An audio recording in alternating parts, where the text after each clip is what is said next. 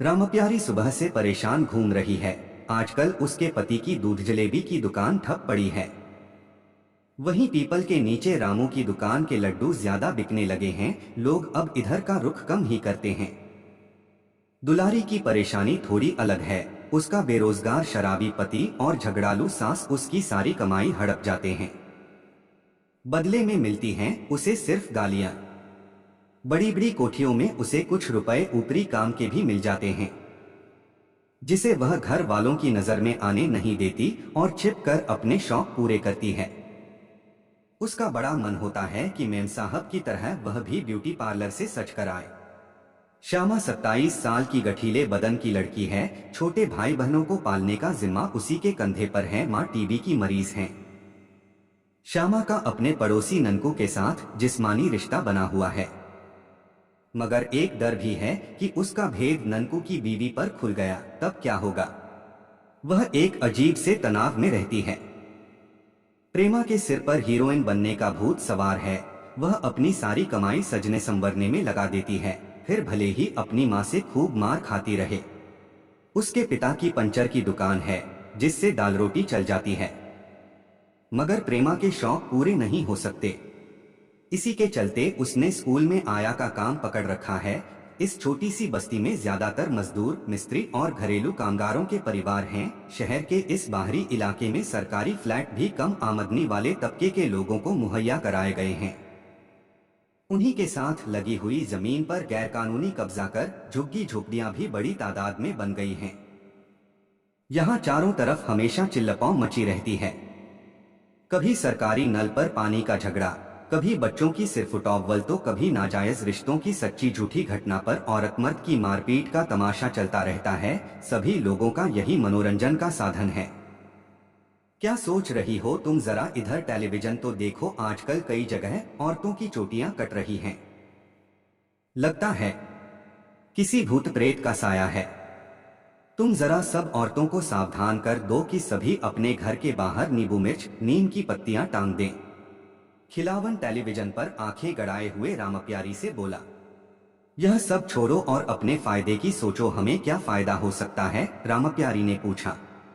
उसका दिमाग इन सब खुराफातों में तेजी से चलता है।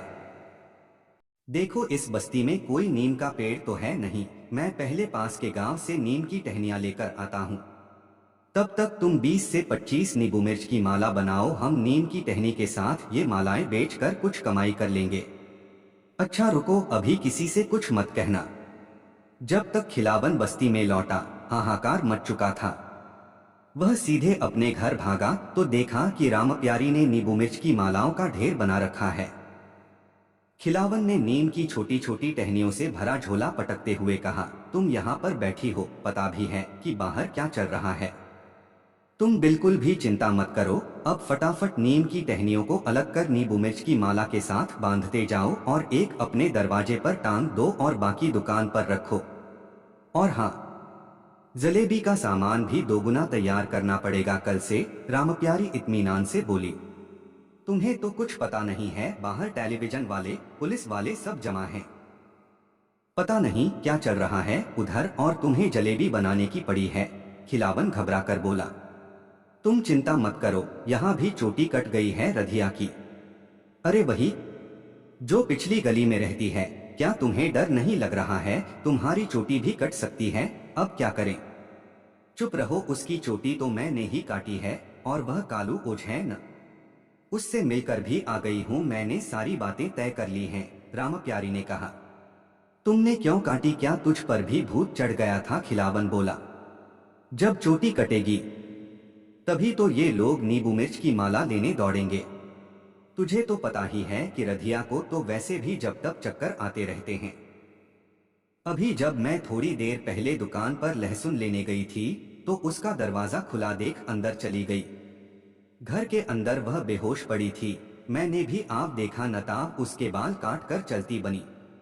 किसी ने देखा तो नहीं तुझे? नहीं, अगर कोई देख भी लेता तो मैंने सोच रखा था कि कह दूंगी इसके बाल काट देती हूँ, नहीं तो भूत परेशान करेगा। अच्छा हुआ किसी ने देखा ही नहीं। तो फिर तू ओझ के पास क्यों गई थी? खिलावन ने हैरानी से पूछा। सेटिंग करने अभी ओज झाड़ फूंक करेगा और उसको एक दोना जलेबी खिलाने को और 1 किलो मजार पर चढ़ाने को भी बोलेगा। फिर देखना कल से सब लोग जलेबी खाएंगे भी और चढ़ाएंगे भी। मैं अभी आई। रुको, तुम कहीं मत जाओ, मैं अभी बाहर जाकर देख कर आता हूँ। कहकर खिलावन रधिया के घर की तरफ दौड़ पड़ा। रधिया का इंटरव्यू करके मीडिया व पुलिस दोनों वहां से जा चुके थे। अब केवल बस्ती के लोग जमा थे। तभी सामने से कालू ओझ रधिया के पति जगन के संग आता दिखा। बाहर लाओ, उसे बाहर लाओ। वह ओझ चीखा, इसे बूढ़ी इमली के पेड़ का भूत चढ़ा है। वहां प्रीतम ने पेड़ से लटक कर खुदकुशी की थी। जाओ जल्दी जाओ, नींद लेकर आओ। हाँ, जलेबी भी लेकर आना।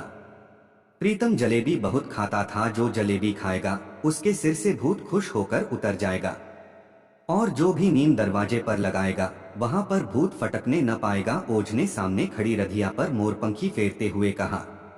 खिलावन ने पलक झपकते ही ओझ के आगे नींबू मिर्च, नीम और जलेबी सजा के रख दी। कालू ने भी तेजी दिखाते हुए नींबू दरवाजे पर टांग दिए। थोड़ी जलेबी रधिया को खिलाई और बाकी जलेबी भीड़ में प्रसाद के तौर पर बंटवा दी। झाड़फूंक से रधिया के कलेजे को ठंडक पड़ गई कि उसके सिर पर चढ़ा भूत उतर गया है। वह खुशी से ओझ के पैरों में गिर पड़ी। भीड़ जय जयकार कर उठी। खिलावन ने सबकी नजर बचाकर 100 रुपए का नोट कालू की मुट्ठी में दबा दिया। दोनों एक दूसरे को देखकर मुस्कुरा दिए। तभी प्रेमा के घर से चीख पुकार आने लगी। किसी ने फिर मीडिया को खबर कर दी थी। वे थोड़ी देर पहले ही अपना मोबाइल नंबर बांट गए थे। पुलिस से पहले मीडिया वाले पहुंच गए। प्रेमा अपनी कटी चुटिया दिखाकर पूरे फिल्मी अंदाज में बखान कर रही थी। उसने चीख पुकार मचाकर भूत को अपने पीछे से दबोचने और फिर अपने बेहोश होने की बात कह दी। लोगों में डर बैठ गया। जितने मुंह उतनी बातें, मगर प्रेमा मन ही मन बहुत खुश थी। आज उसका टेलीविजन पर आने का सपना जो पूरा हो गया था। दूसरे दिन दुलारी के चीखने चिल्लाने की आवाज के साथ सबकी भीड़ उसके घर के आगे जमा हो गई। उसकी चुटिया भी कट चुकी थी। वह अपने टेढ़े-मेढ़े ढंग से कटे बालों को दिखा कर खूब चीखी चिल्लाई। फिर बाल सेट कराने के लिए ब्यूटी पार्लर चली गई। मगर जब श्यामा को अपनी चोटी कटी हुई मिली तो उसने सारा दोष ननकू की बीवी पर मढ़ दिया और उसे चुड़ैल घोषित कर मारने दौड़ पड़ी। वहां बड़ा बवाल मच गया। पूरी बस्ती 2 हिस्सों में बंट गई। आधे दुलारी की तरफ, आधे ननकू की बीवी की तरफ। ईंट पत्थर सब चल गए। पुलिस को बीच बचाव करना पड़ा। 2 सिपाहियों की ड्यूटी चोटी कटवा भूत को पकड़ने के लिए लगा दी गई। रामप्यारी अब खुश थी कि उसकी जलेबी की दुकान चल निकली है। प्रेमा, श्यामा, दुलारी सभी आजकल अपने अंदर एक अलग ही खुशी महसूस कर रही थीं। लेकिन खिलावन तनाव में था कि रामप्यारी अगर पकड़ी गई तो क्या होगा। उसने डरते डरते उससे कहा, तुम चुटिया काटने का काम बंद कर दो। मुझे बहुत डर लग रहा है। कहीं किसी ने तुम्हें पकड़ लिया तो चुड़ैल जानकर जान से ही मार देंगे। मगर मैंने तो रधिया के सिवा किसी के भी बाल नहीं काटे। मुझे अब दुकान और घर से फुर्सत ही कहाँ मिलती है कि मैं लोगों के घरों में घूमती फिरूं। रामप्यारी ने शान से कहा। तो फिर बाकी लोगों के बाल किसने काटे? खिलावन सोच में पड़ गया।